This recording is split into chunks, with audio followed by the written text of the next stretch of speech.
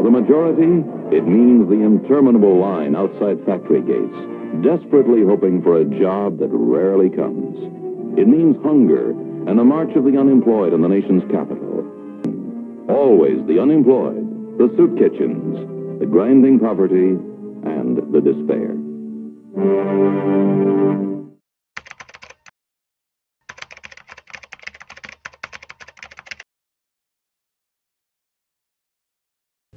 The Great Depression turned many happy, stable lives into anxious, fearful, and unsteady ones.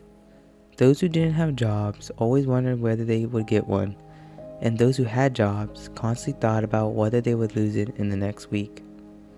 Some wondered when their next meal would come, while others' lives didn't change at all, or even got better.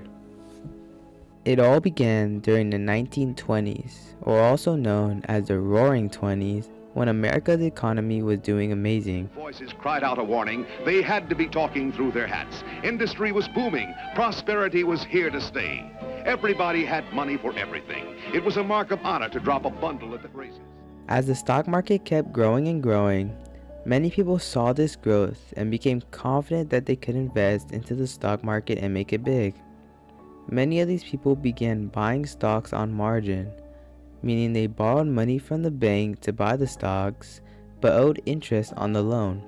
So when the stock market crashed over the days of October 24th, 1929, known as Black Thursday, October 28th, known as Black Monday, and October 29th, known as Black Tuesday, people who bought stocks on margin couldn't pay their loans back to the bank, losing the bank's money. With the news of the stock market crash spreading, people ran to the banks to withdraw their funds. But since the bank officials had already used up all the money in the banks, it was impossible to withdraw their funds. This led to massive bank failures, the loss of many people's savings, and marking the beginning of the Great Depression.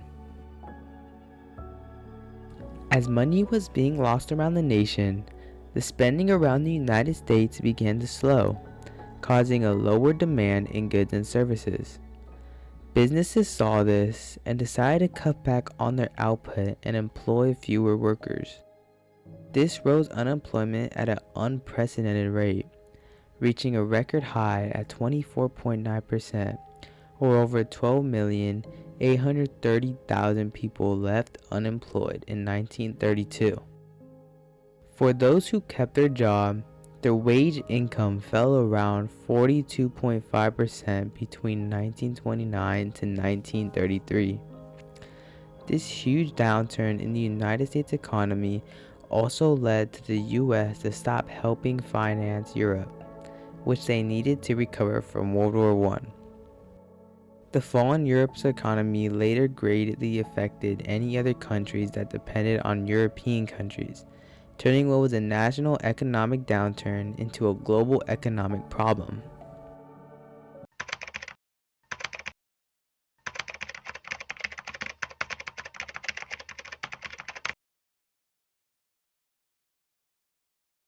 My father had an apple orchard, and when the Depression came, the price of apples went. So he had to go into town, which he did, and find a job. And fortunately, he found a job to manage a fertilizer salesman company, and that's what he did.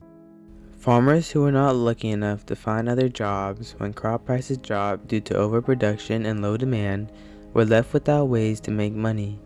And with their savings being lost, many farmers almost had no money to spend.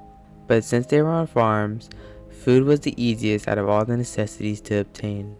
We either raised our own food, most of it, or we got beef from my grandfather. So as far as eating was concerned, we had no problem.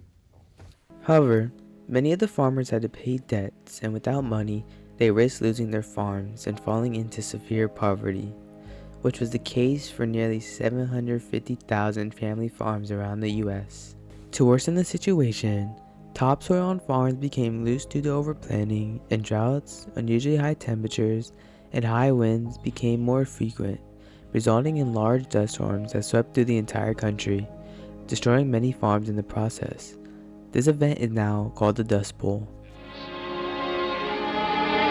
An estimated 295 million acres of usable farming land was affected by the grave tragedy. There were predictions that the Great Plains would soon be known as the American Sahara. Farms became inundated with the blowing silt. Homes were foreclosed. The health of thousands was affected by the dust. Countless more died of malnutrition. Thousands of tons of mid-American topsoil were lifted and blown far and wide. For city dwellers, if you cannot find a job, you are left with no money and no savings, leading you to having little to no food and no heating. In some larger cities, city dwellers were lucky enough to have soup kitchens and bread lines to help feed themselves and their families, which were run by either churches, private charities, or volunteer Americans who got the food for free or cheaply from local food banks. In response, Congress signed the newly appointed President Roosevelt's New Deal, which provided $41.7 billion in funding for domestic programs like work relief for unemployed workers in 1932. The economic policies established by former President Herbert Hoover since the Great Depression began dissatisfied America's people, with them also becoming one of the reasons the Great Depression lasted by signing the Smoot-Hawley Tariff Act in the 1930s. The Smoot-Hawley Tariff Act was supposed to protect American farmers and other American industries from foreign competition, but backfired as America's trade partners put tariffs on American imported goods, shrinking international trade in the process. This led to the American people wanting a new president, which they chose President Franklin Roosevelt. With the New Deal being approved, American living standards finally started to increase all the way until World War II began, finally ending the Depression but beginning another global tragedy.